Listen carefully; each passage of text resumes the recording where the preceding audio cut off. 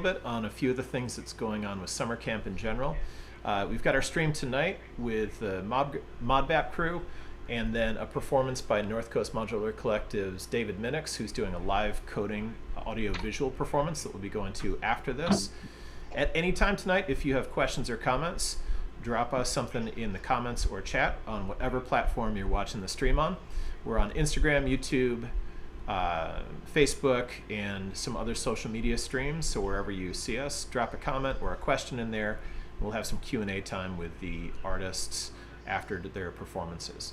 Coming up tomorrow, as the public part of summer camp here, we are going to be hosting some workshops at Tinkertech in Ypsilanti. So for people that are just getting started with building modules, we have two of our own designs, the Lodi Molt and the Flint Fader, that we're going to be building and helping people build tomorrow.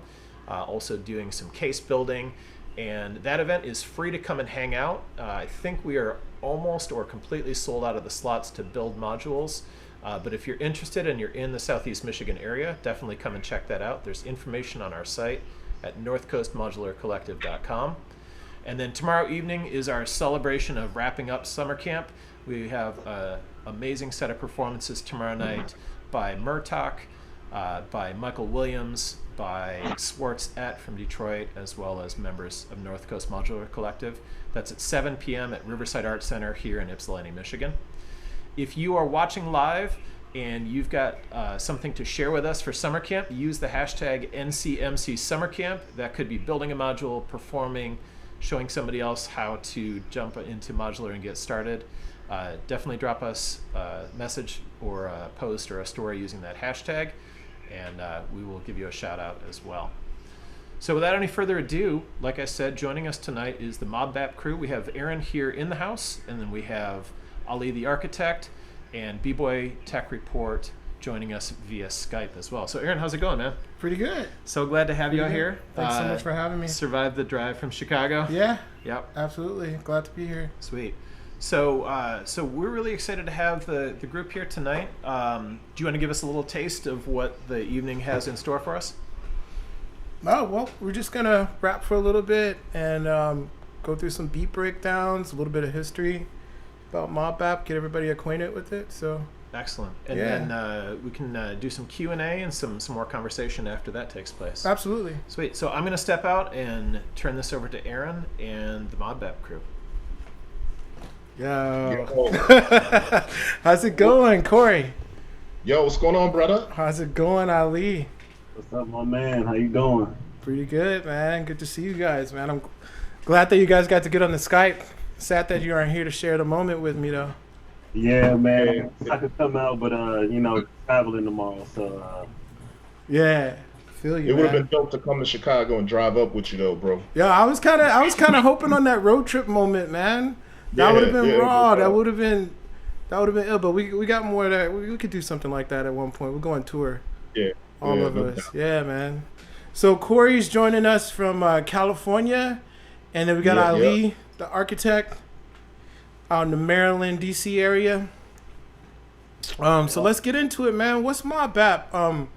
Corey, can you break it down for us? Yeah. So ModBap is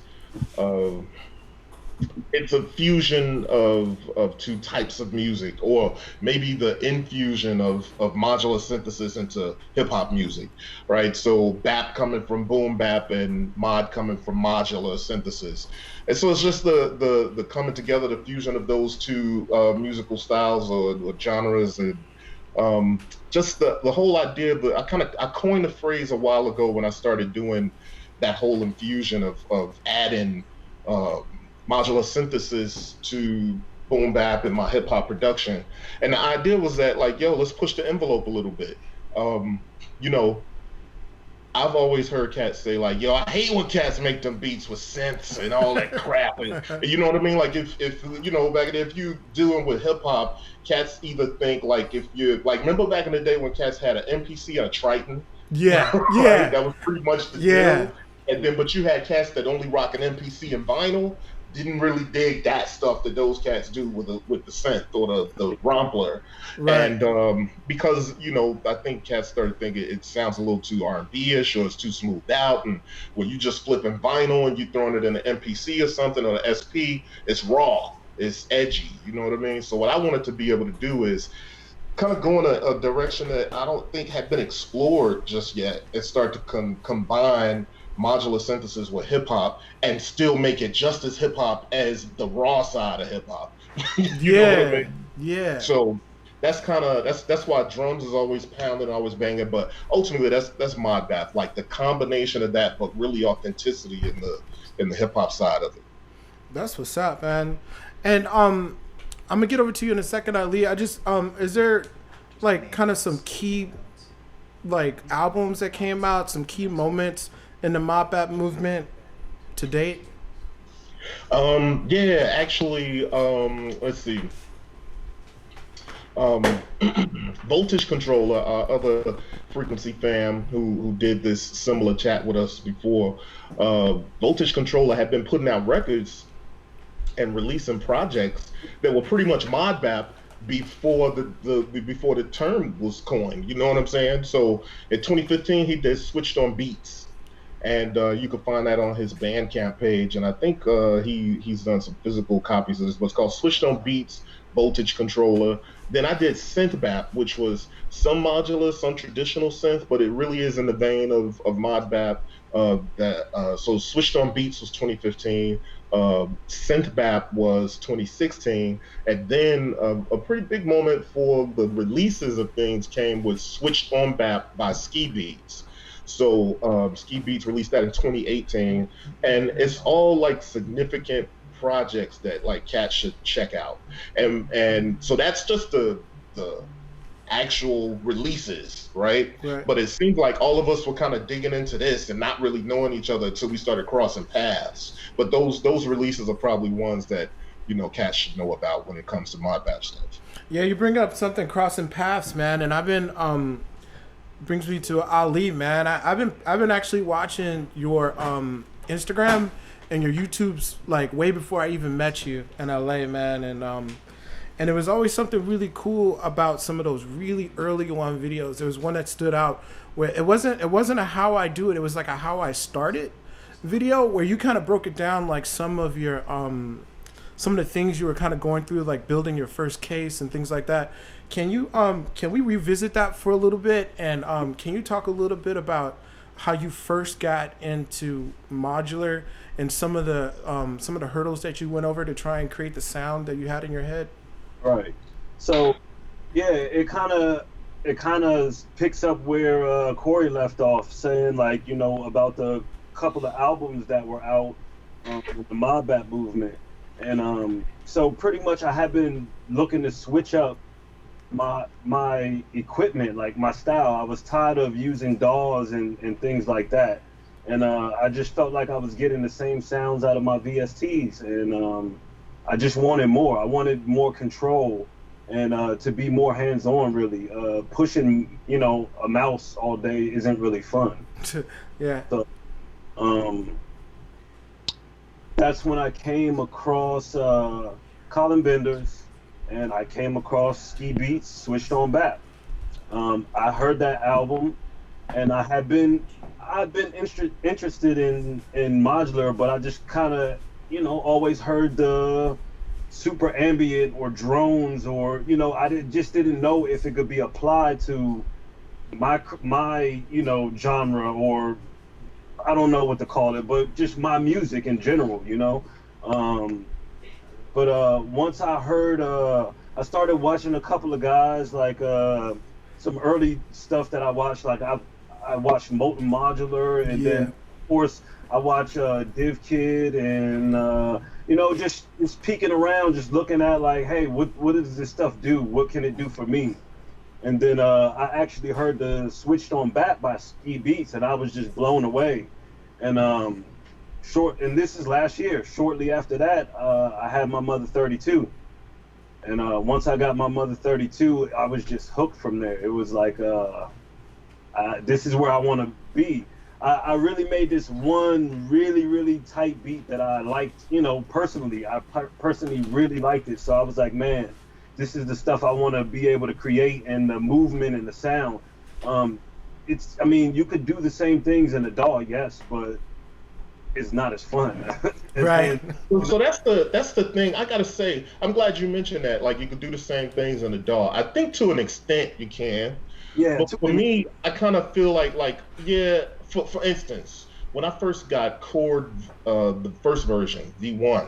All right, so you could get it all made up and CV'd up or whatever you need to do, and play a melody, and it sounds like you're just sitting at a traditional synth playing chords, right?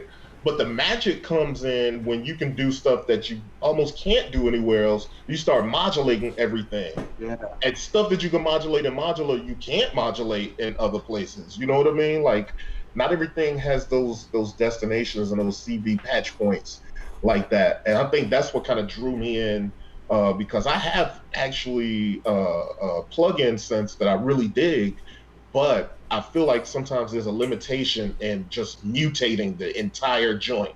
You know what I'm saying? Right. And sending something through something through something through something. And I think that's what blew my mind, is that ability to kind of go down a rabbit hole with patching and modulating and different effects and stuff. Yeah. It seemed endless. I mean, the whole thing is endless. Yeah. The whole thing is endless, which brings me to modules. You know what I mean? Like how do you even? I mean, the question I get the most is, what modules do I need to make ModBap? And it's always kind of like, it's a really tough question because there's almost no right answer. Yeah. So like, I mean, I guess you kind of got to take it down to the basic building blocks. Like, in your opinion, what are the building blocks? Some of the basic building blocks you think that, you know, someone would need to get into ModBap? So I think it's no different than the basic building blocks you need to get into modular synthesis itself. But I think when it comes down to ModBap, remember, the boom bap is strong in ModBap. Yeah. You know what I'm saying? I think it comes down to that style and that knock. Exactly. If the drums ain't knocking, if that vibe ain't there with the drums and that authenticity, like, you know what I'm saying? And that goes across the board for anybody trying to make hip hop. Like, there's a certain aesthetic you have to come by where the drums is smacking cats in the face. There's something like, you know what I'm saying? Like, it just has to be that way. You right. have to, that funk, man. There's something about that. You know, I truly believe, like, hip hop is built on many different genres, right? But there's something about funk. Like, when it comes down to the drum beats of hip hop, there's really only funk. It's right. just, you know, after we've resampled and processed and saturated and all of this stuff, and then you get to chopping, and then it becomes this thing that we know as boom bap or hip hop or even trap and all this stuff. But I think more than anything, the drums have to be knocking. It has to have that sort of hip hop vibe first, and then you can embellish and get as deep as you want to with modular. Yeah. So if you're sequencing in modular, I think it has a lot to do with, you know, you have to be able to do your gate delays and swing. You know what I mean? Like, you need to be able to do that. That was a big hurdle for me getting into modular, is how was I going to sequence this thing with my MPC and, you know, just sync everything up in time. And it took me a little while, but I mean, for me, as you were asking, like, what are the clutch modules that you need? You need a clock, you know? Yeah, word. Have a clock. That's first, that's day one, clock. So I went with Pam's new workout. And it's been great for me, you know? And then for me, I needed to sequence also from my MPC and also from my, you know, I needed to play keys sometimes. You know, sometimes I don't want to use my ER101, you know, and make a sequence in the box here. I want to sequence it externally also. I want to be able to play and get my own groove and my own style, like that swing, you know, that hip hop swing. So, you know, I use the Mutant Brain, and I run the MPC to the Mutant Brain and then out to Pam and clock everything else. So, that's I agree with that. An integral part of my setup, is just getting everything synced up. You know, I mean that's step one. I mean that comes after the case and all of that, and you know. Yeah. When it comes to the act of actually, let's start making the music. I feel you, and I gotta agree. A clock, and for me, it wasn't Pamela's new workout. It was what is the tempi? Excuse me, I had a little brain. So the tempi though, for me, was the thing. So I had the MPCX a good while before it hit the market, right? And with the CV, and I already had modular stuff, and I was doing stuff converting MIDI to CV with other modules, but then I had the MPCX, and the idea from there was the integration of my Groovebox, which was the MPCX at the time, with my modular. And so that integration came in like just as simple as the tempi. You know what I mean? Clocking everything, and then the CV was coming out of the MPC. Once I kind of had that integration, I think because this is a fusion style music, the integration was really important, and clock plays a big part of that. Yeah, clocks, man. Yeah, I didn't get into the Pam's workout until much later. I started off with the Woggle Bug, which was kind of a banana's first clock, but oh well, you know. And I didn't really have that. That's like another thing. Like I didn't really know where to start. Like I was just kind of randomly grabbing stuff. And I think that's kind of like the hurdle for anybody getting into modular, whether they want to make ModBap or not. Were there any things like were you guys like studying modular grid, or were you guys on gear slots or any of those other websites trying to pick up information on how to actually build something? I had a VCV rack. Oh wow. I mean, once I started like really researching and getting serious about buying my first modules, that's one of the first things I did was got VCV rack and played with it. It's definitely nowhere near as fun as playing with the real modular rig because you're pushing the mouse once again, but that's kind of what gave me the entry without actually purchasing something first. Word. For me, I've never actually been a fan of too many forums. I think the only ones I've ever really spent time on was the MPC forums. And so, you know, that's just kind of being an MPC head. That's like, you know, before we got into so much social media, that was the way MPC heads was able to congregate and gather. And, you know what I'm saying? But yeah, you know what I mean? Trade knowledge and tricks and all that kind of stuff. But for me, the way I got into modular was, one, I do BboyTechReport and doing reviews of gear and all that kind of stuff. It was always in my face somehow or another, right? And I had a couple homies that did stuff like Ken Flux Pierce and my man Bryce, who some people may know as Upright. They both were into modular before I was into modular, but like it was kind of undeniable seeing somebody that you talk to or rap with almost daily. Like when we share beats, these guys were sharing beats with modular integrated into their beat making process. You know what I mean? So that was intriguing, and I was already aware of modular. I'm not even really sure how. You know what I mean? Yeah. But for me, the first module I was able to get my hands on was because of BboyTechReport and a review that I did. So it was a Pittsburgh modular system, and I can't remember which system it was, but it was a hybrid digital and analog system. And they sent it to me, and I remember unwrapping it and thinking like, well, this is where the rubber meets the road. I got to figure out how to make this shit make some noise. You know what I'm saying? Right. And so I remember just kind of looking at it like, well, let's start plugging it in. And to this day, I still, like, I eventually sent that back. But that, ever since then, it's been a wrap. Like, I couldn't afford to buy it, even though, you know, when you're doing reviews, there's a couple ways you end up getting gear. And in that case, I could have bought it for a discount. But yeah, I couldn't afford to buy that at that point. So I just knew that, okay, one day I'm going to get my own modular rig. Yeah. And it wasn't much longer after that. So after that, that's when I started obsessing over a case and obsessing over power and switching your mind a million times and constantly asking the same people. Y'all know that struggle. So yeah, yeah, we've all spent those late nights on modular grid, moving it around and make it fit, right?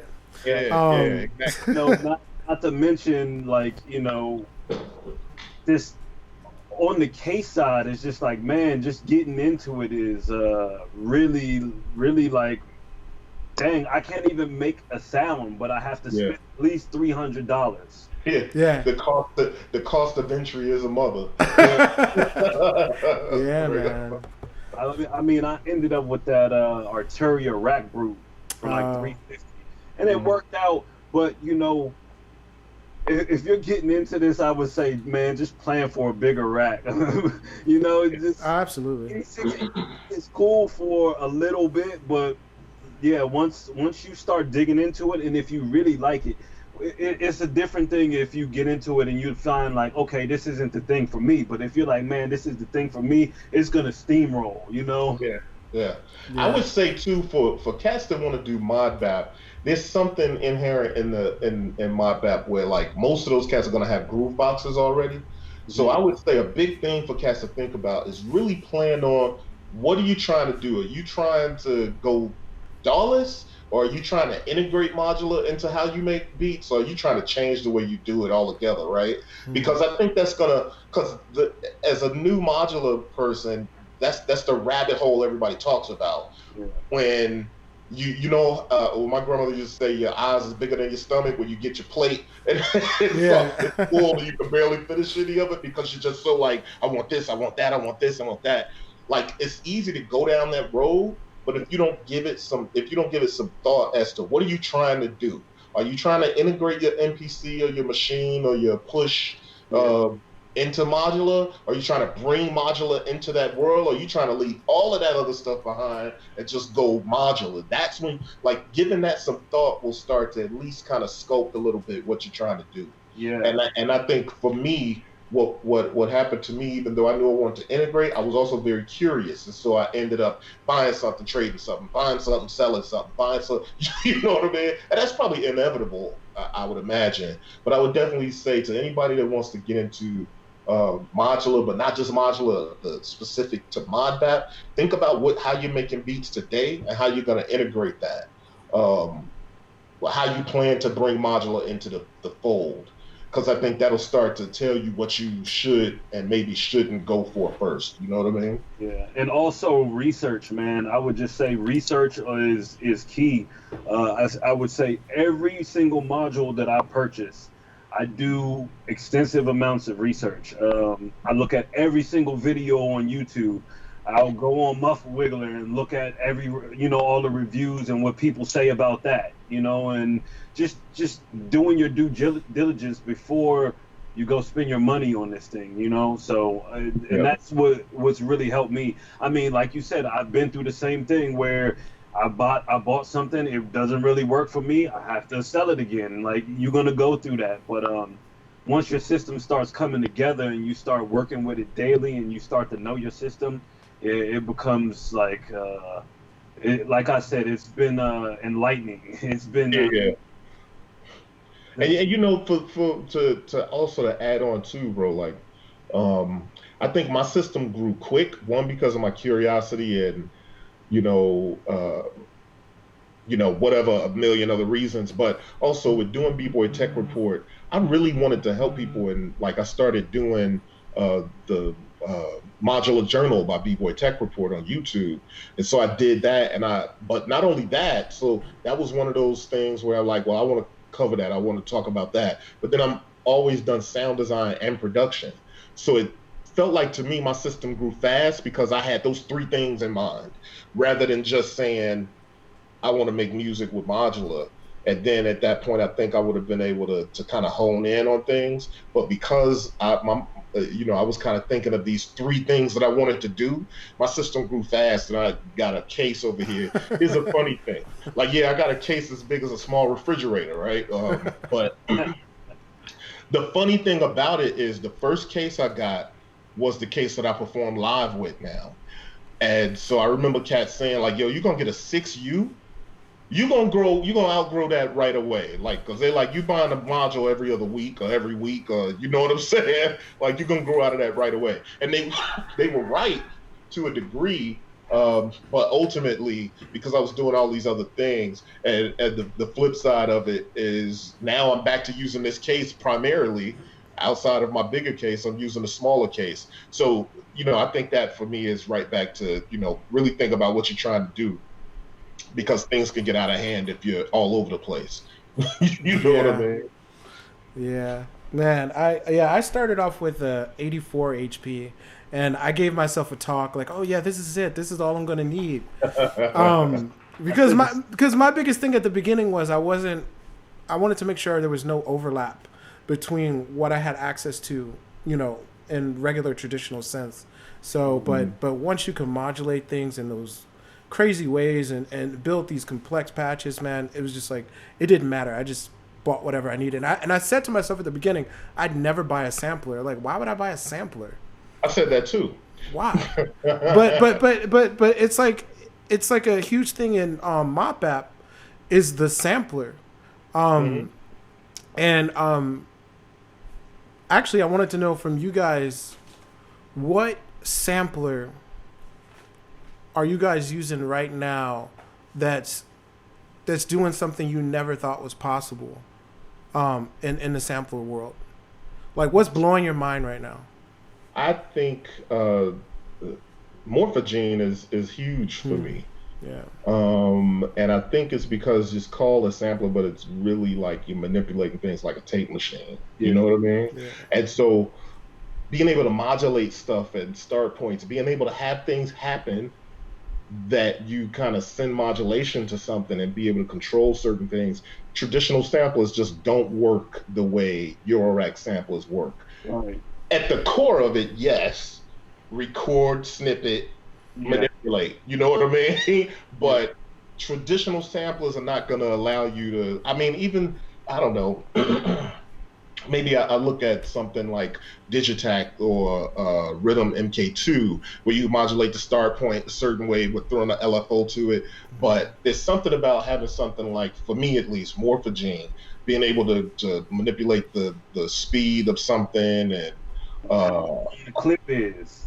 Yeah, the clipping ends and modulating the start and end points and the sound or sound and stuff. Yeah. Those things. Or yeah, more. I mean, it's like, it's another world from traditional sampling, and it forces you to think in a different way. Yep.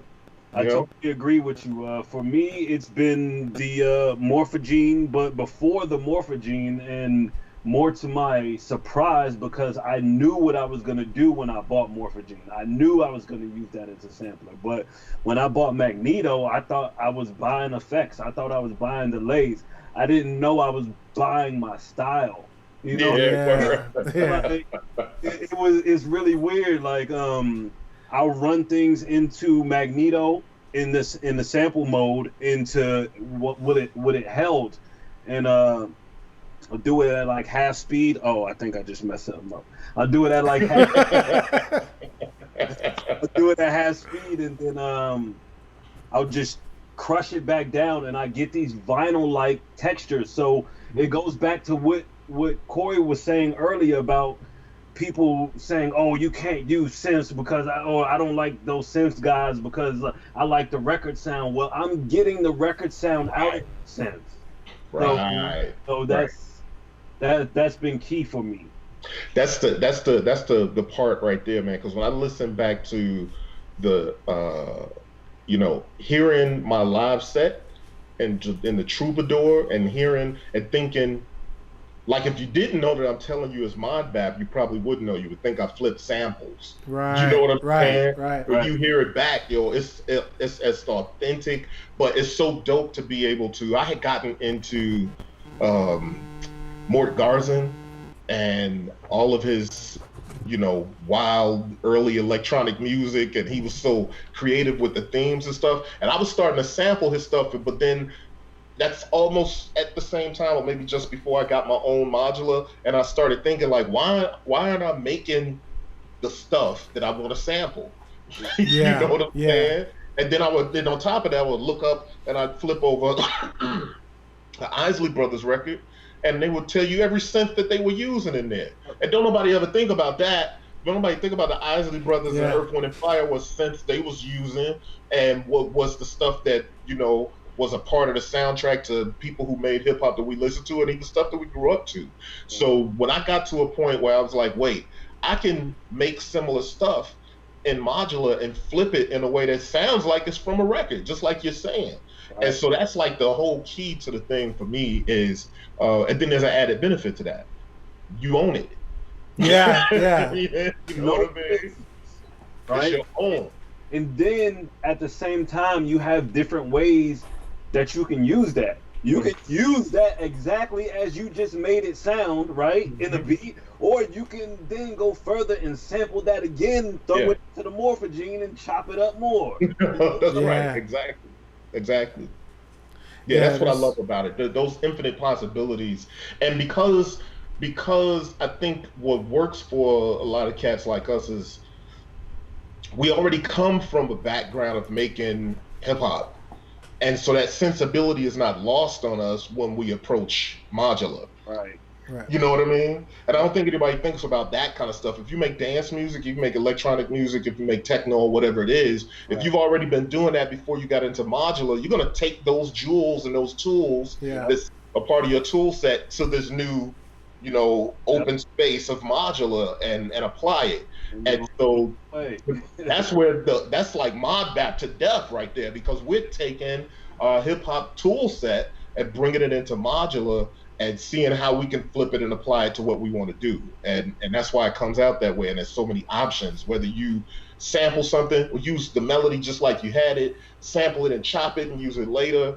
Or, something I like to do, which is in the beat breakdown video, is like, record a longer passage of something, whereas hip hop is usually 2, 4, 8 bar loops or sequences. I like to record like 12 to 24 bar passages of something, and then, modulate that and work it as is, like it's a living sort of thing and it's organic, but then create a sequence where it starts at maybe halfway through that. And then every time you play that sequence, it's starting halfway. You know what I mean? And or maybe for one part of the sequence is only playing 4 bars of it. For another part of the sequence is playing the last 8 bars of it, and so forth and so on. I mean, the possibilities are just endless, and you still come out, as long as the drums are smacking and that swing is there, you still come out with that flavor that we know and love.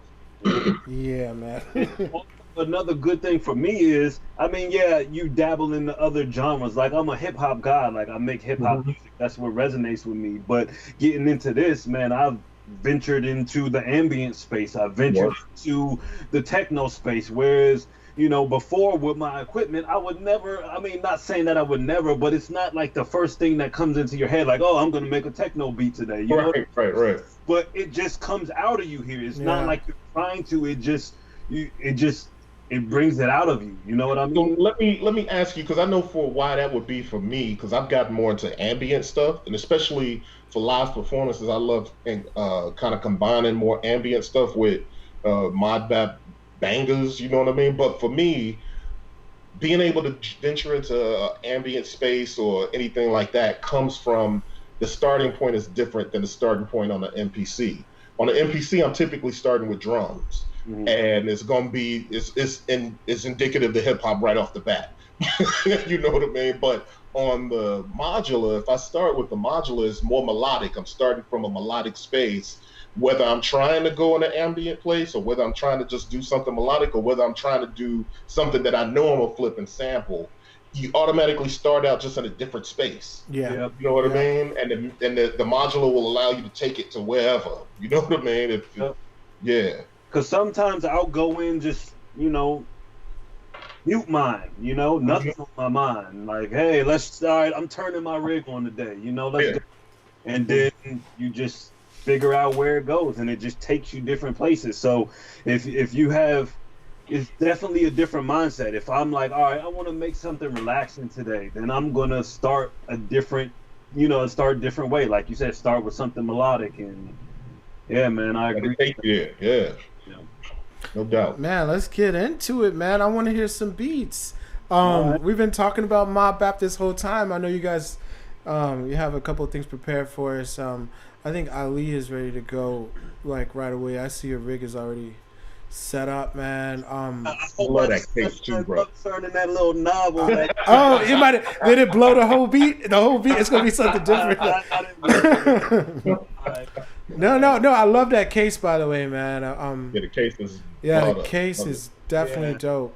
That's the Pittsburgh Modular, man. I really love this thing. It's definitely a beast, man. And I mean, you're never ever gonna run out of power. No, the power specs on that is bananas. This thing could just probably power 2 of these, you know? So, yeah. That's what's up. Yeah. All right, drop it. Drop it, man. Show us where you work. What you got going on over there? Let's go.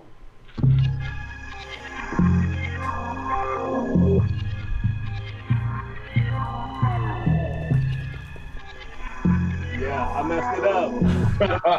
Real quick.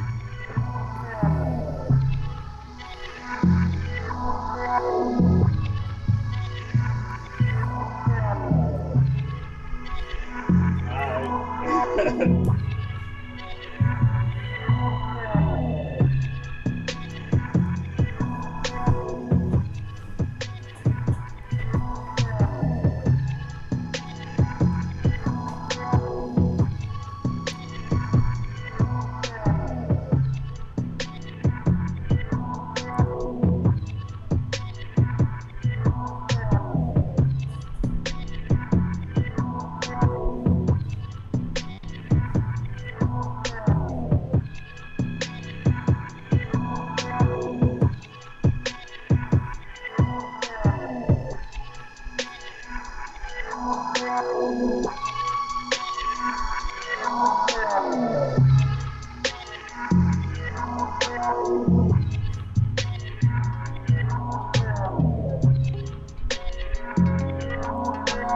Yeah. Woo!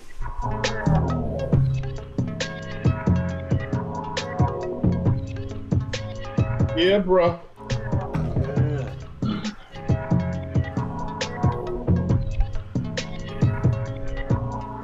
Yeah. So oh man, killing it. I guess let me thanks, bros. I appreciate it. Damn. To start, where I started was I started with Bell. I ran a sequence out of ER 101 into Bell, recorded it into the Magneto, and let me give you a glimpse of what it sounds like. Woo! Sounds like a record. Yep. So I like that. Okay, let me take this out. So that's what it really sounds like, right? Then I liked it reversed, so then I was like, all right, we gotta have a tape stop in there, right? So what I did is there's a trigger coming out of the MPC Live going through the mutant brain, and it's triggering the play. So every 4 bars or whatever, it's hitting play. And then inside of like the last 3/4 of the 4th bar, I hit the trigger for the pause button, which puts the pause in there. And then after I had that, you know, it's this.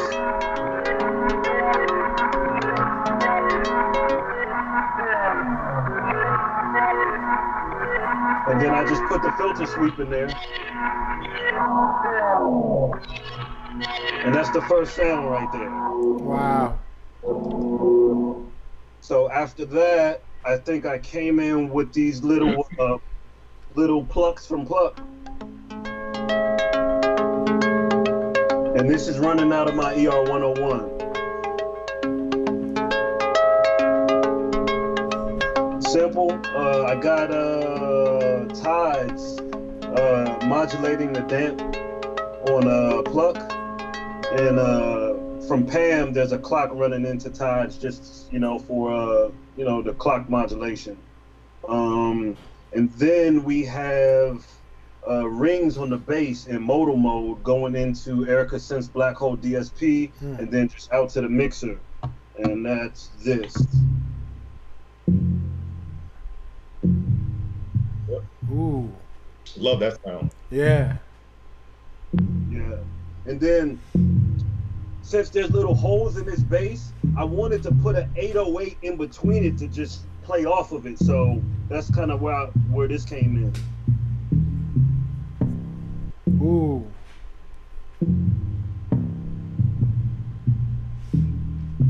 And it only hits where that bass pauses, you know. After that, I wanted some pads and you know, just it's so much easier and some chords, a chord pad. So I went to the Virus, and that's this.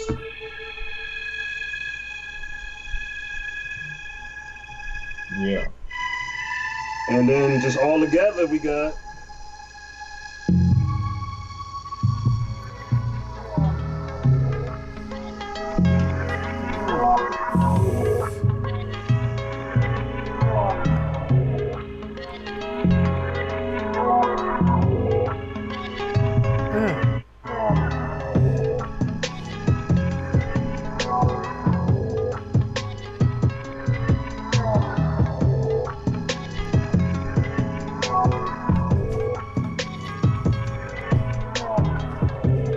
So I mean, with that just showing everything doesn't have to always be super complex, you know. Right. Where I'm making simple melodies, but where it gets complex is with the modulation. So I got some modulation going into the damp here.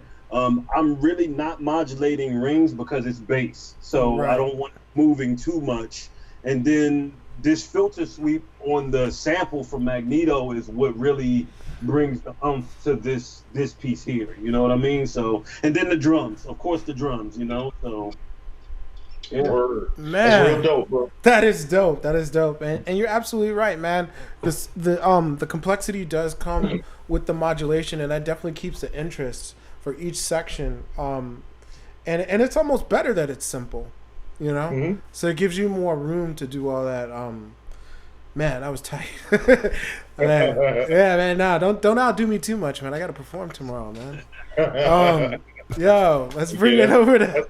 I'm scared. That's what the real killer in the room always says. Man, that's what's up. I appreciate that. But man, let's bring it over to Corey, man. I'm gonna switch on to your video, but and you have audio in this one explaining it, right? Yeah, this audio I'm actually talking through it and kind of explaining. Hopefully the audio that I'm talking through comes out good. But basically, this is me just kind of breaking down a beat, and I always think it's interesting. A lot like what Ali was doing is the layers is what's so important. And what we're doing, not only are we modulating, like it's simple melodies maybe, but there's modulation and there's effects and there's filtering and there's the layers. You know what I'm saying? Layering. Once you have these simple melodies that may have some modulation, that may have some filtering, that may have some effects. See, it's starting to stack already, and you're on one melody, one sound. Then when you do that again and again and again, and you're stacking all of that together, it becomes what our ears are used to from records. You know what I'm saying? And I mean, even throwing a delay on a simple melody can turn it into something totally different. Yep, easily. Something you wouldn't even expect. Man, well, I'm excited to see what you put together, man. I'm gonna roll the cut. Cool. Hey, so I'm just gonna do a quick beat breakdown, but first the tool set. So I have my 6U. I'm integrating my Eurorack with my Akai Force by way of the Mutant Brain on this side. And I have a clock divider, clock multiplier sort of set up at the bottom of the Mutant Brain that helps me clock the other things. Now, here's the Force. And sometimes I'll use effects from the 404. In this particular case, with this track, the melodic parts were sequenced on the Fluxus one, and the beat was sequenced on the Force. Then I sampled or recorded all of the parts individually from the Eurorack Fluxus one out of the Eurorack into the audio tracks on the Force. So I'm just gonna break this down a little bit and let's see if we can get through it right here. So let's bring this beat up. We have drums from the Force.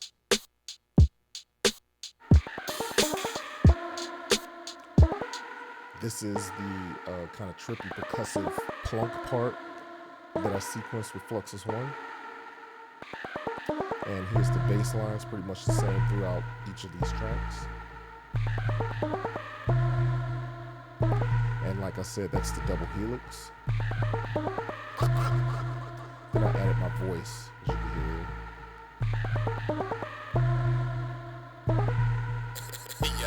Right?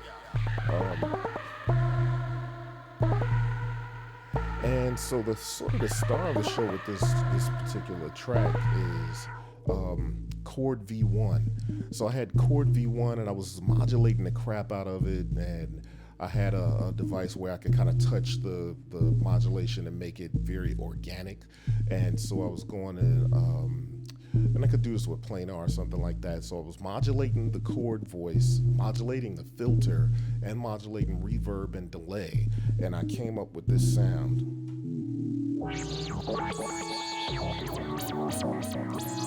Sort of this spacey pads sound from chord V1. And then what I did is I took that sound and I recorded 24 bars of it rather than just 8 bars of it. Now the bass line is the same, so I just recorded 4 bars of it. The plunk part is the same, so I just recorded 4 bars of that as well.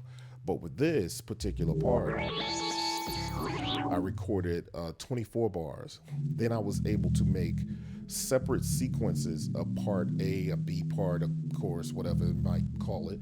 I was able to make separate sequences with that 24 bars by starting the loop off for that particular sequence at different points. So in this particular track, you hear one piece of the 24 bars recording.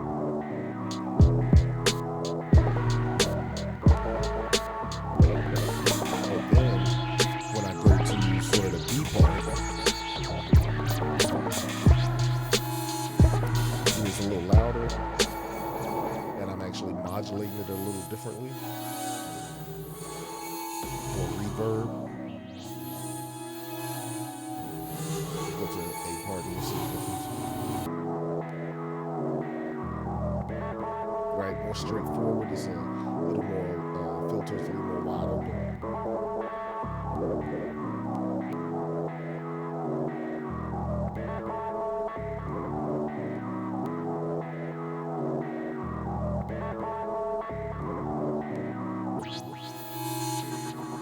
There you can see it's a lot more modulated, right? So that's that part. And so then at that point you kind of have this whole track with the vocals.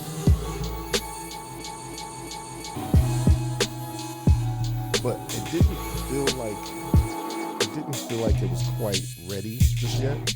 You know, you make a track, you're just not sure. So right now it seems like a pretty simple track, and but it's pretty layered track, so I wanted to add another arpeggiator on it to bring it to life, and so this is what I added with the vocals.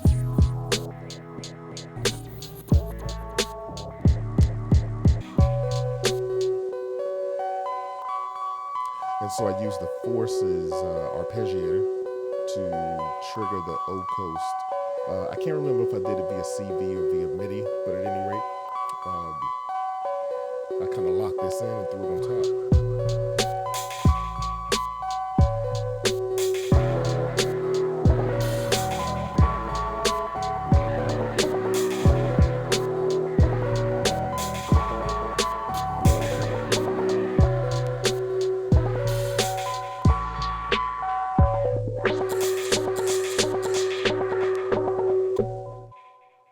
Yeah, so that's that.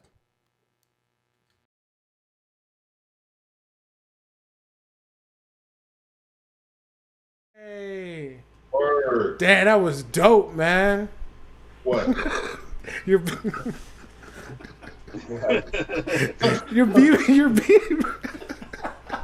beat breakdown, Corey. It's over. We're live. We're back live. We're back. Word. Okay. Look, we're kicking up. So yeah, the other thing was.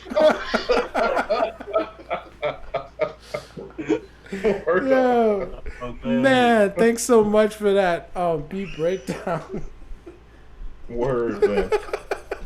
But yeah, that beat, man, it was just a matter of I know people saw it, but just for the people out there, we kind of went to that. It was almost like a news studio for ModBap, right? We're going to go out in the field and do the...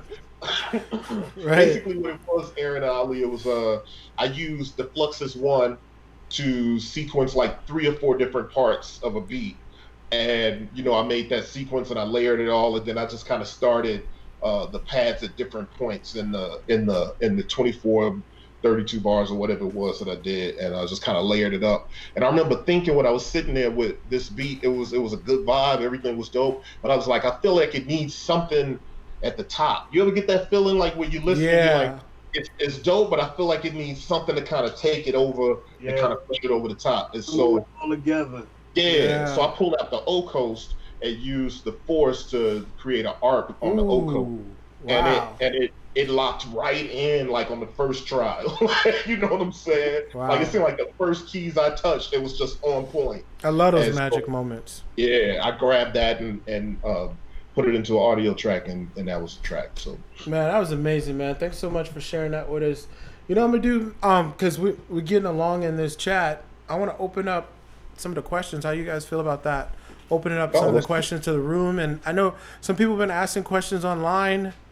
So let's get into it. Yeah. Cool. I'm gonna slide back over here, guys, and I got some of the questions from the online audience and some questions that we've got. First off, before we do that, though, I want to thank all 3 of you so much for taking the time tonight. This has been super special and just so informative. Oh my gosh. Just amazing. So there's a couple of online questions and then some things that we wanted to chat with you about a little bit.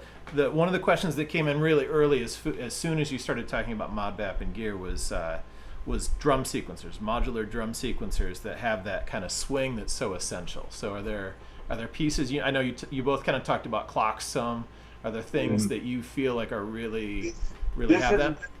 It's been a huge discussion amongst us because there isn't really anything out there that gives us what we want. Yeah.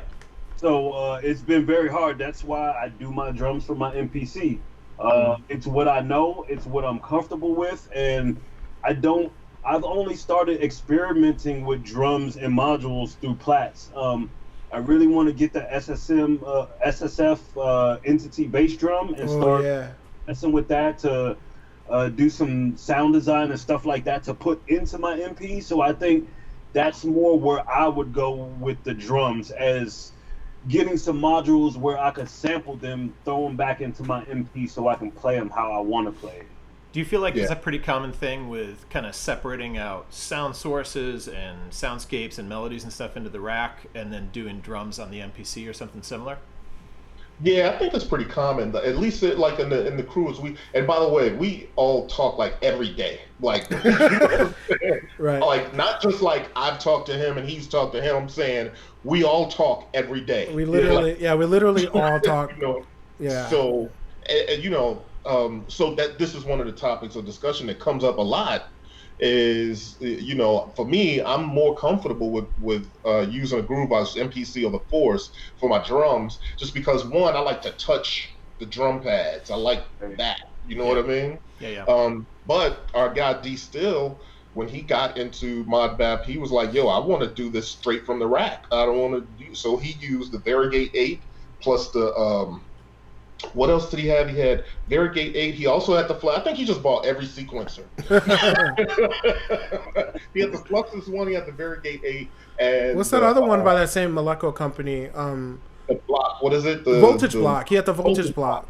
So he bought the voltage block. But the thing is, it comes down to this. Like, I really love the Fluxus one, but I wish it would allow me to go off grid a little more, right? You know what I mean? That's the key. If you don't have something that's going to allow you to swing, it should allow you to go off grid. and I don't know. There may be one or two newer things that allow you to go off grid. The Steppy, I think, by IntelliGel may, but I haven't used it, so I don't know for sure. But D still was able to get what he needed by adding a gate delay to his sequencer. So he would use the Varigate in connection with the a gate delay module where he can kind of offset it off, yeah. You know what I mean? So that it felt like you basically had control at that point of swing per step or you know what I mean, like delay per step. So that is really a key when it comes to the sequencing in the rack. Yeah, for me, I use Fluxus as more of a melodic sequencer.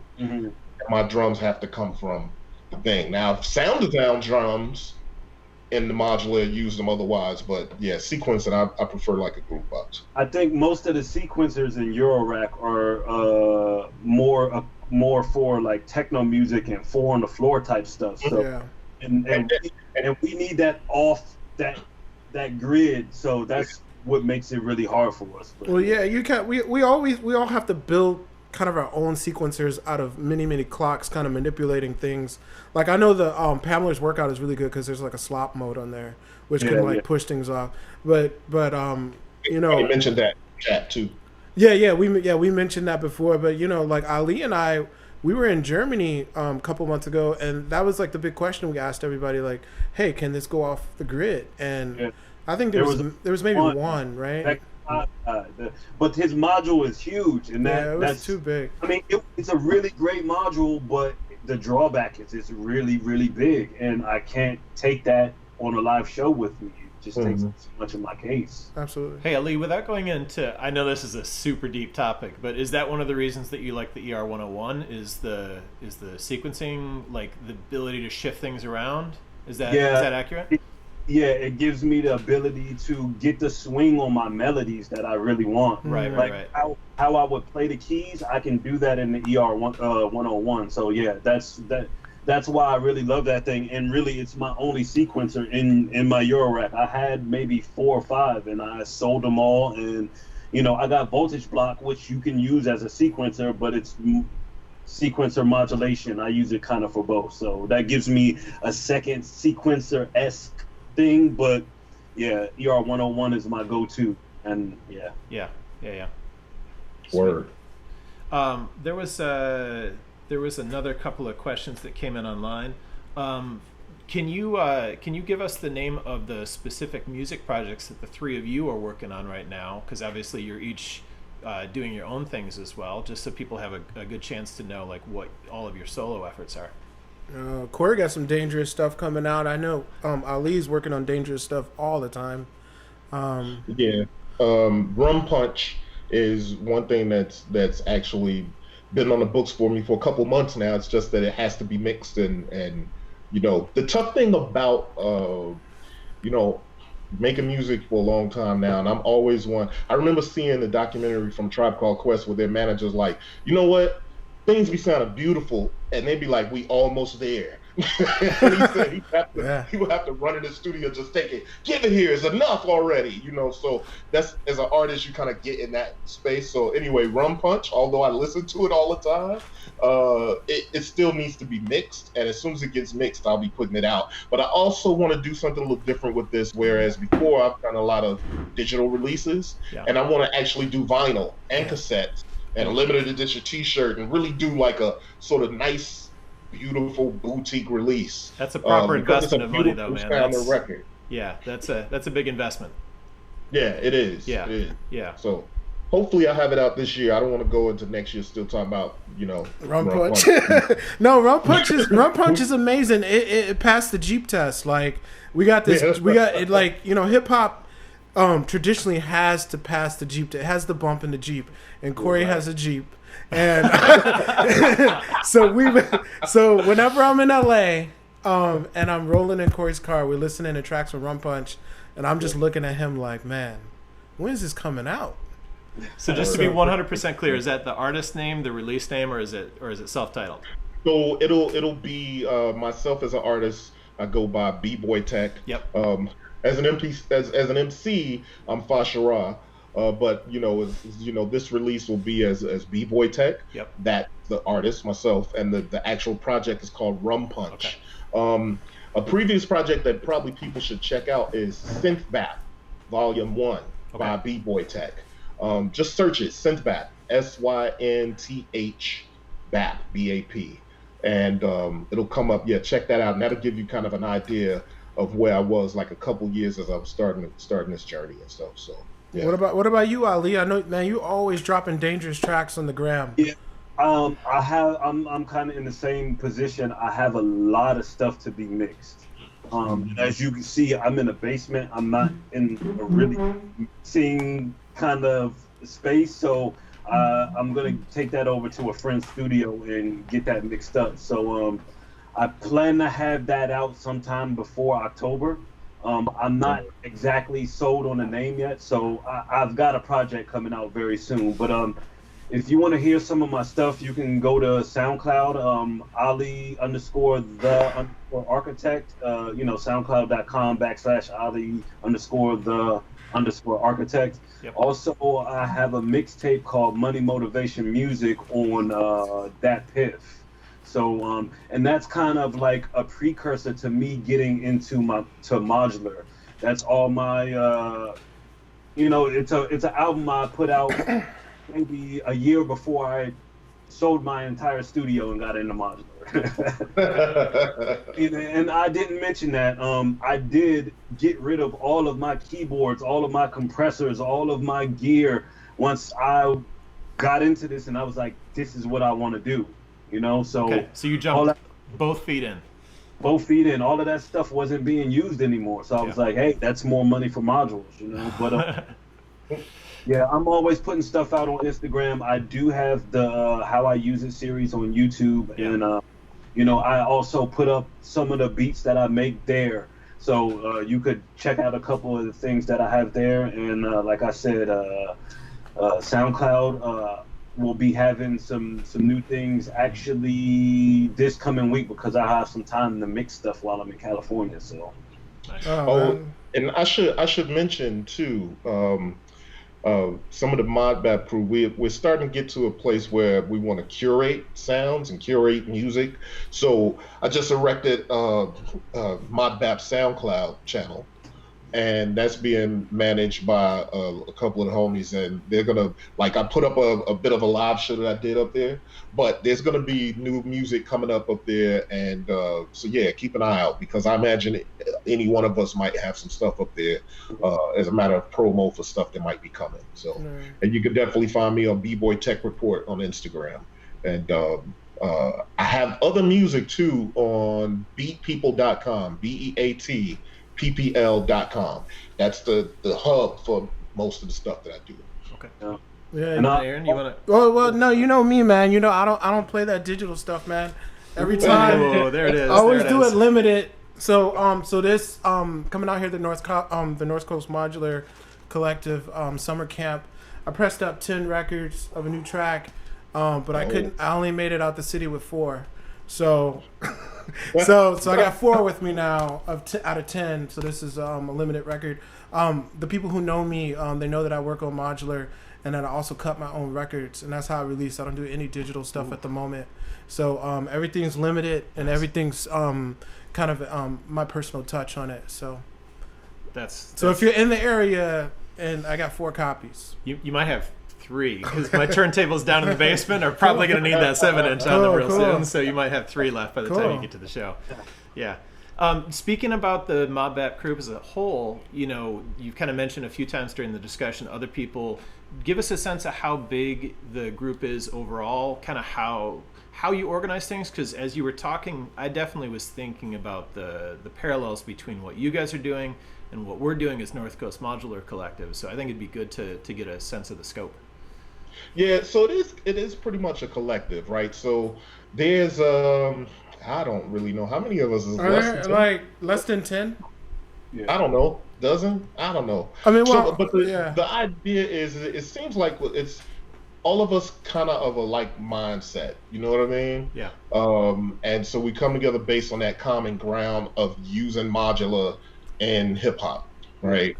And the core of us, we talk often. That's the key. And then what's starting to happen is there's starting to be more and more people that know about this sort of groundswell of a movement that is starting to get involved, and it's just becoming like it's. I think it started as a small crew collective, and now it's becoming a movement. And so the cool thing about it is that we're working on documenting that whole thing and adding on to the pile of just kind of document like how this thing is growing. I mean, I was in London and I met with a guy who I knew years ago, but because of how we all kind of combine and do ModBap, he's gotten into ModBap. So that's London. Then you have some guys down in Austin, Texas that are doing ModBap. You got in Chicago some guys that are starting to get into incorporating Eurorack into their beat making process, and they're already kind of like a part of the lo-fi scene. You know what I mean? Yeah. So it's a growing thing, but as a core sort of collective, there's less than 12 of us or so like that. So something like that. That's super interesting because you guys kind of almost went the outward, like opposite approach of what we did, because we're starting kind of with that geographical center point and then starting to branch out and pull more people in.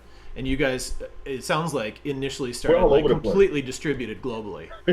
We really are. It truly is. I mean, because you got Chicago, LA, got some people in Phoenix, then you're in Maryland. Delaware. And then you have Delaware, you have Jersey. Yeah, so we're kind of all over the place, man. And what's cool about that is it's allowing us to always have something going on somewhere. You know what I mean? Right. Well, and what I would say is you guys are doing a really great job of getting out what you're doing over social media and kind of growing that network, because it's really present and it's timely. You guys are just hitting it, which is something that we're definitely learning from, you know? Word.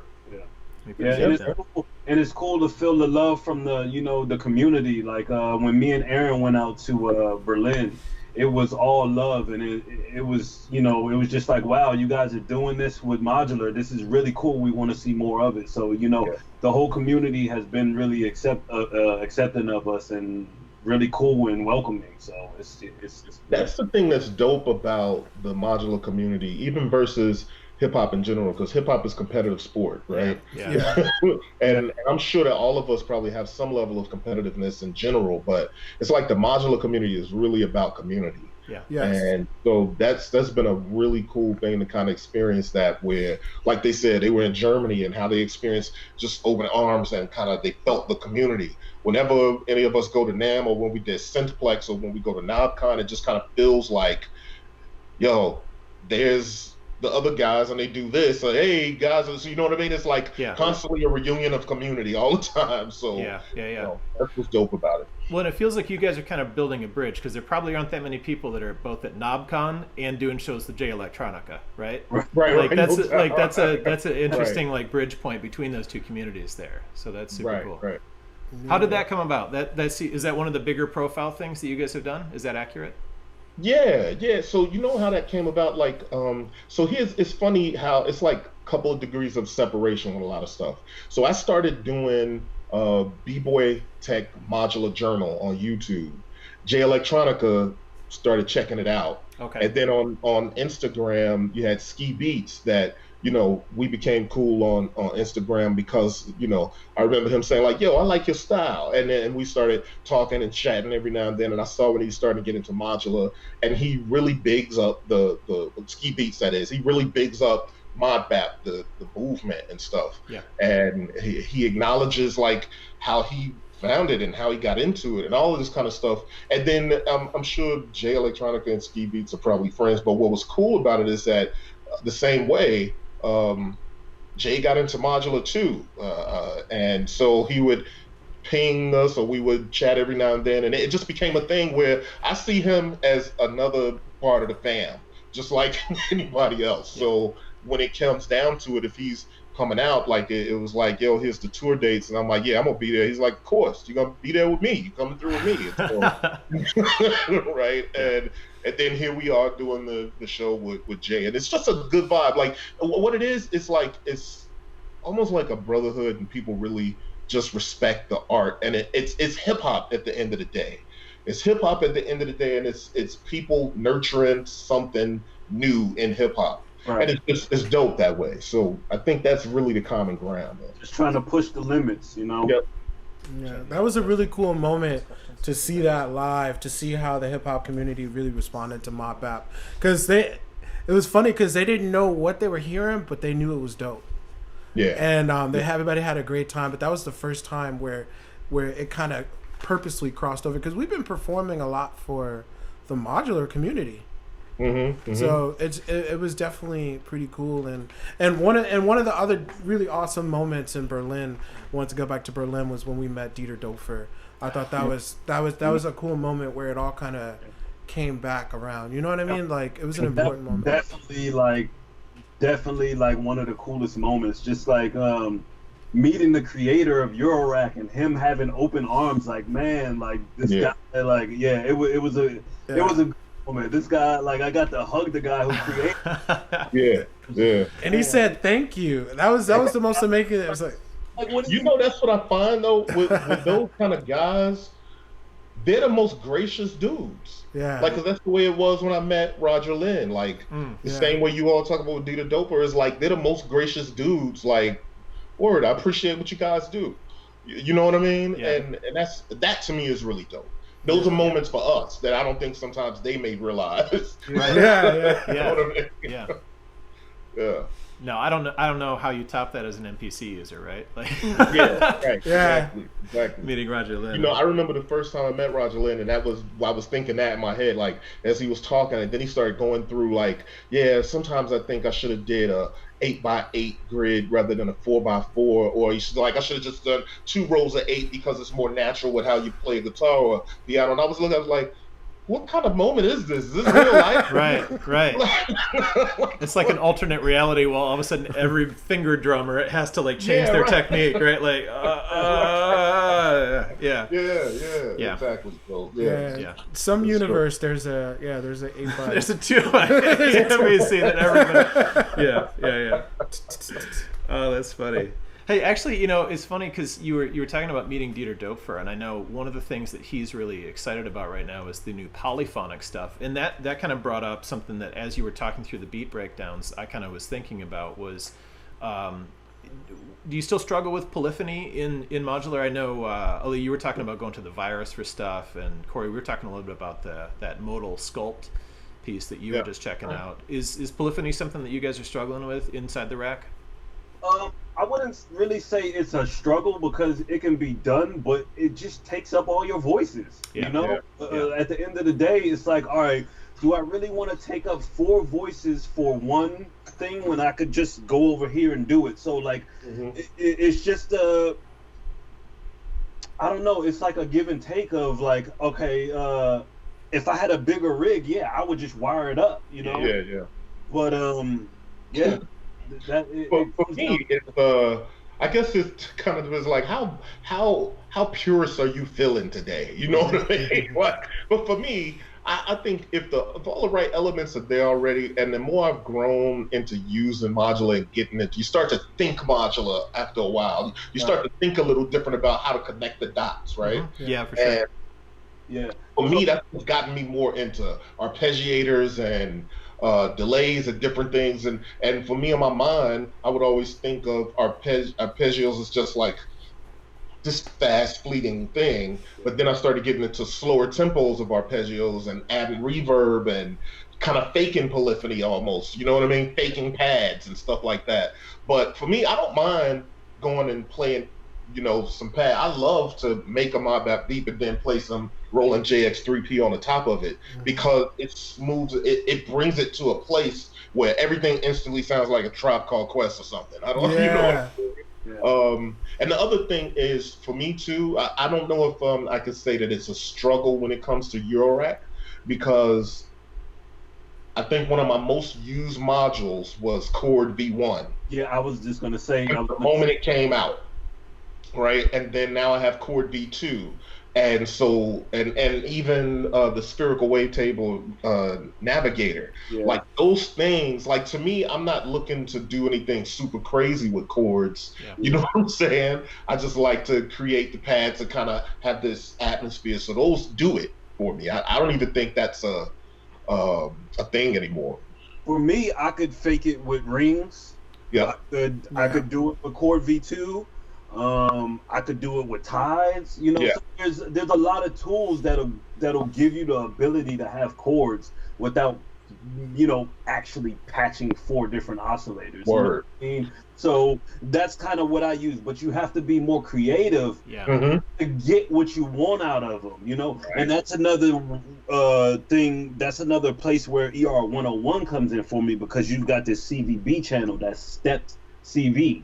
It's step voltages. So I could, per step, change the voltage for chord or something to get those inversions or different where I want it.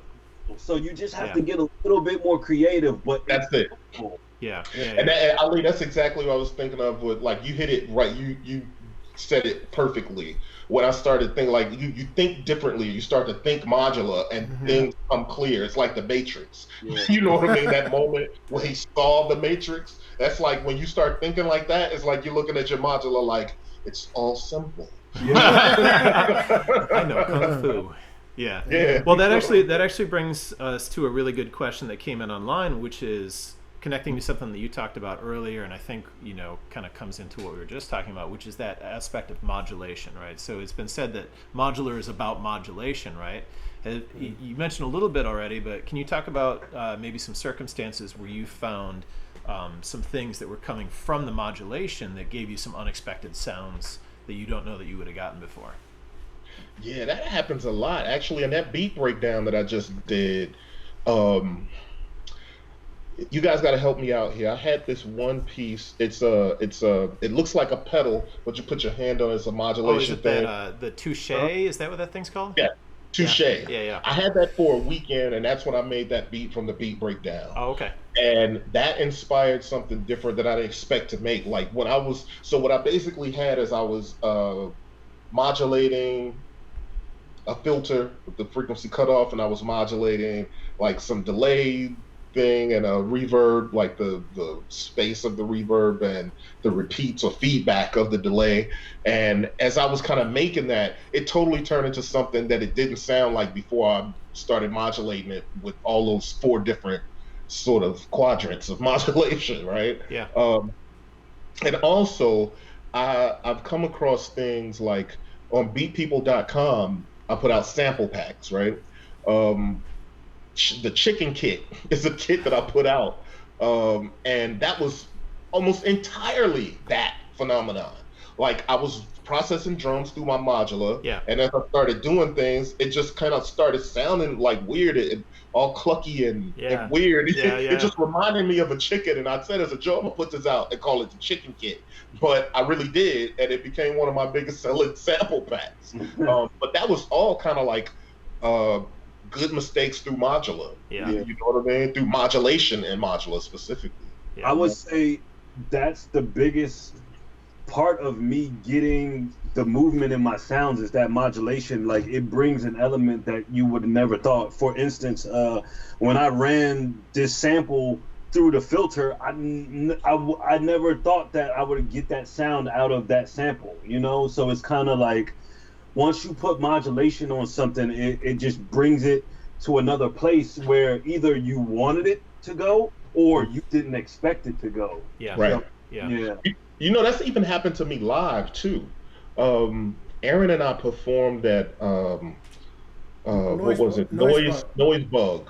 We performed at Noise Bug. Literally, it was the day before the J Electronica show, and so it was a different kind of show because I, did a little ambient things in between beats and stuff. But I opened it up with this sort of maybe 5-6 minute ambient piece, and the filters that are out now are so dope, meaning QPAS and dipole, because they're stereo filters and they have this stuff that you can modulate the resonance and the frequency and all this different stuff and the Q points and stuff. And after the show, somebody came. I was using QPAS that night. Somebody came up to me and was like, "Hey, what are you doing to get that?" And they described the sound to me, and I looked at them like, "Who did that?" And they were like, "You did." I was like, I thought about it, what he was saying. I was like, oh, that was QPass. So I was modulating QPass.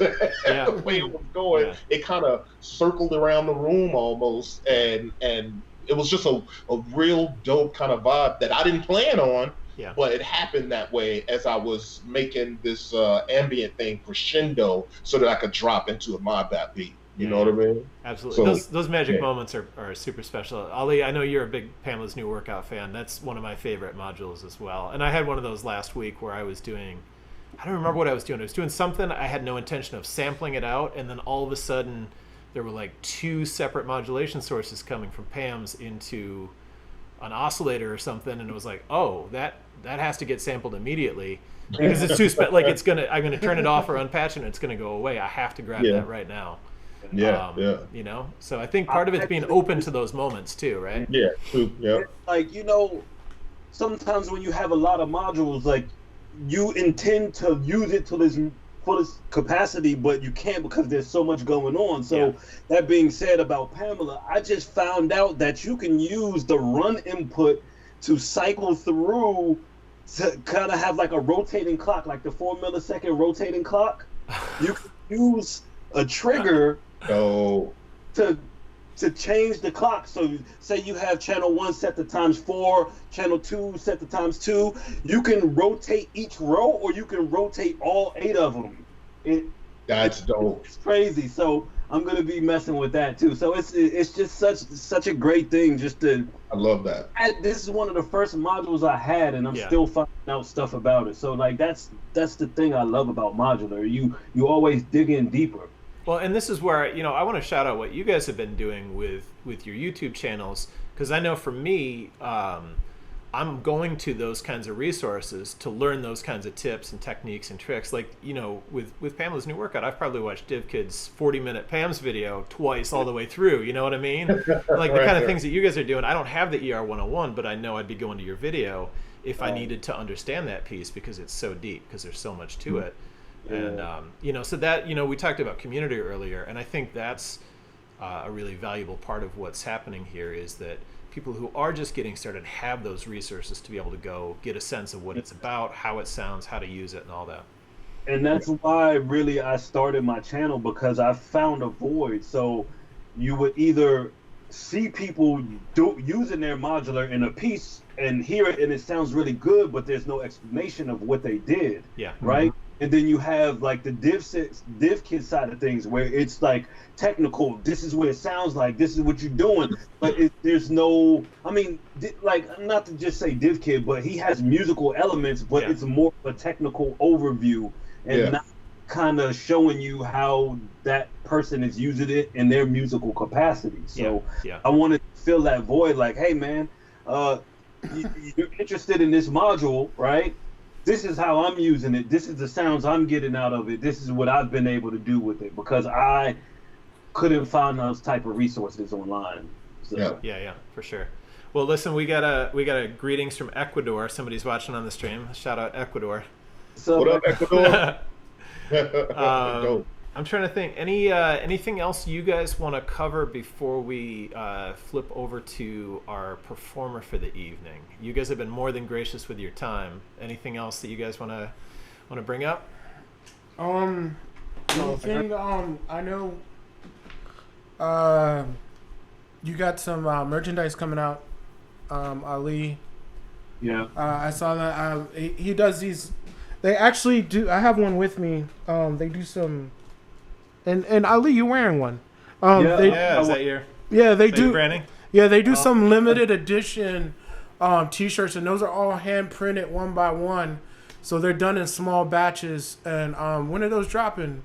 They will be ready right after I get back from vacation. We'll start shipping. I didn't want to put it up on the site while I was going on vacation and going to be away. Yeah. Nice. Am I on camera right now? Yeah. I got the gold. I got the gold one. Gold version. Yeah, the gold one is crazy, man. That's nice. And these are all hand done. So this is like a legit, like foil like print, man. It's they're definitely awesome. And I know Corey still has the Beat People site going with the ModBap shirts, right? Yep, Still yep. got those. Yeah. ModBap Social Club. Yeah. Shirts are on the Beat People website. So yeah. Yeah, man, grab those. Nice. My website is alithearc.com, and you can get my sample packs. You'll be able to get the shirts and very soon cases. So I also am building modular cases. Ooh. I can actually show you a little bit. So this is like my first prototype, and guys have seen this. So this is kind of my travel case, what I travel with. Let me open it up for you real quick and just show you. So it's got a little top to it, and then it's just a nice little case with a handle. It's not too deep. And like I said, this is my first prototype, and one thing about me that I don't see a lot of other people doing, and I haven't done it on this one, but in my future cases, there'll be a power slot back here. So you'll put your power module in the back so it doesn't take up your HP in the front. Nice. And if I have 4 more HP, like, I'll feel better about myself because I'm not. It's just really how I feel. Like, I'm struggling right now to get this case ready to go to LA because it's still too small. If I had 4 more HP, I might have felt a little bit better. Yeah. So that's the case, but yeah. So that's. Oh, and you know what? Congratulations to Ali, specifically about building those cases, because that's one of the struggles that people have getting into modular, and even long after people are in modular, it's a struggle to get cases for if you're doing live or travel. In that case, that prototype that you have is really dope. I've seen it in person, you guys. It's a low profile. It feels good, and that's just a prototype. It's good enough for him to sell that one, but that's just the prototype. So congratulations on pushing that envelope, bro. I love what you're doing with that stuff. Yeah, I really like that case a lot. Modules you got going, man. This guy's, got some modules in the works. Oh yeah. I got some. That's low key right now. Yeah, I got some stuff in the works that I'm gonna get to. I should have some stuff going on, some real cool stuff going on that I can't wait to share. Okay. Yeah, I can't wait to share, and I'm halfway debating how much I want to say about it. But I'm cool with people know I'm working on some stuff. But wait until I can't wait to really drop it, and the whole crew's gonna have this joint, and it's just gonna be dope. Okay. Yeah, there's a lot of cool stuff happening, and just to add on, the vibe of that case, man, it kind of has like this it's very sturdy, has this kind of like steampunk kind of vibe to it. I like, and the finish is kind of it's just got this like vintage steampunk kind of thing happening. It's pretty cool. Yeah, it's fresh. Definitely like it. I don't see anything else out there that looks like that and feels like that. So he definitely has a unique product that's going to be hitting the markets. Okay. Yeah. Well, and Aaron, so we've got you performing tomorrow night. Take a couple of minutes to talk us through your artist piece and what your performance is going to be about tomorrow. After listening to these guys, I don't even know what I could say, man. Yeah, tomorrow. Give us a little taste of what we can expect tomorrow. I actually don't think that much about my music. It's just. He ain't lying, yo. He's super modest about his music, and it's some of the dopest music I've ever heard. Yeah, it's just really. It's funny because we've been talking this whole time, but as soon as we start talking about my music, I get kind of like stuttering and kind of because it's hard for me to explain it. It's just like a quick insight into kind of like what I'm thinking. You know what I mean? Like, so you'll get like kind of like snippets or bits of information. Okay. I got these Afro-Rack shirts here, man. I got these I got a couple of these. It's limited. I got this limited right here. All y'all need to know, Aaron's music is super dope, man. Like when we heard his performance at Sensplex, I was blown away by him using that octatrack and the what is that? Okay. Man, I was like, man, this is crazy. Yeah, Aaron, you don't have to talk about it. We'll talk about it. So this is what's up with Aaron's music, and what I think you might be getting ready to see at the show. Yeah. When Aaron and I performed together, so one at Synthplex, when we did that thing at Synthplex, Aaron had the O-Coast and the octatrack, and he had these tracks in there that were just mind-blowing and sort of off kilter and very soulful and just really banging. And kind of disruptive. You know what I'm saying? Like, because his beats are playing and then he'll all of a sudden jump into some like really, it's almost like a punk moment. Like he'll jump into some really sort of disruptive synth thing, but that's a transition. Yeah. And he's going into something else. Yeah. And when we performed together at Noise Bug, I felt like Aaron had found a way, like if you got, you know, Q-Tip and Dilla with Sabatnik in a room, that would be Aaron's live performance. Okay, man. That's enough to sell it right there. Yeah, so I don't mean to put the pressure on you, bro, but I know what you do already. I was like, I don't know if I brought that with me. He's like, man, I left my Dilla Sabatnik at the crib.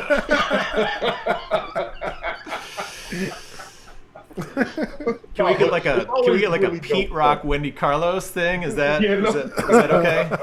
Yeah, that's it. Yeah. Okay. Man. Okay. No, I appreciate the kind words though, but yeah, man, it's always kind of it's kind of interesting when you talk about your own music, but yeah, I don't like to overthink it though. Okay. Just like Yeah. Okay. Okay.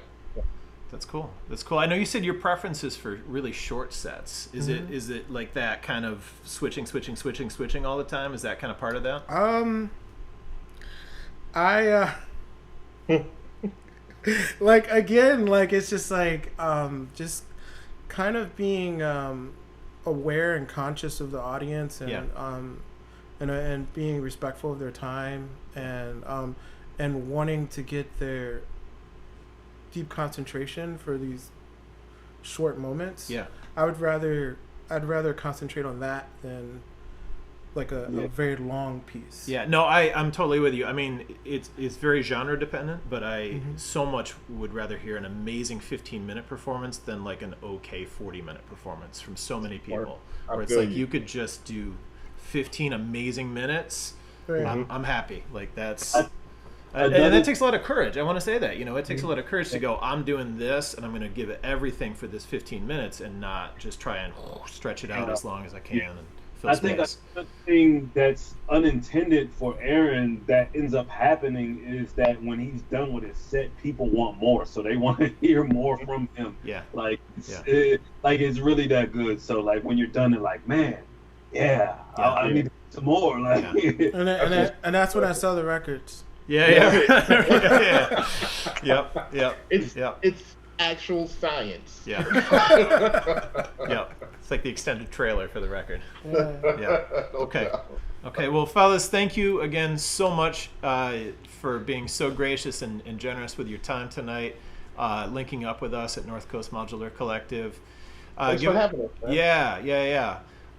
Everybody that's watching on the stream, stay tuned. We're going to take a very quick break. We're going to leave the streams rolling, but we're going to take a quick break, reset, and we're coming back with David Minix of North Coast Modular Collective. If you have never seen or heard live coding, I think you're going to be pretty amazed by what David does. He's been part of our core organizer group for a long time, and he's taking things in a really interesting direction with using live text coding to generate both sound and visuals. So if you've seen any of the algorithm stuff that's out there with people doing live coding, David's really taken it up a notch. So stick with us on the streams. We'll be back in a minute or two with David Minix of North Coast Modular Collective again. One last time, if you are posting stuff, use that hashtag NCMC Summer Camp. And for those of you who are doing stuff in person, we've got these little stickers, these badges. The camera's having a hard time focusing there. So we're going to give Aaron a couple of these for the synth DIY and the performer and the camp badges. We'll have a couple more of those. We'll have a bunch more of those tomorrow at our workshops and performances as well. So stick with us on the streams. We'll be back in just a couple minutes with David Minix. Yo, thanks so much.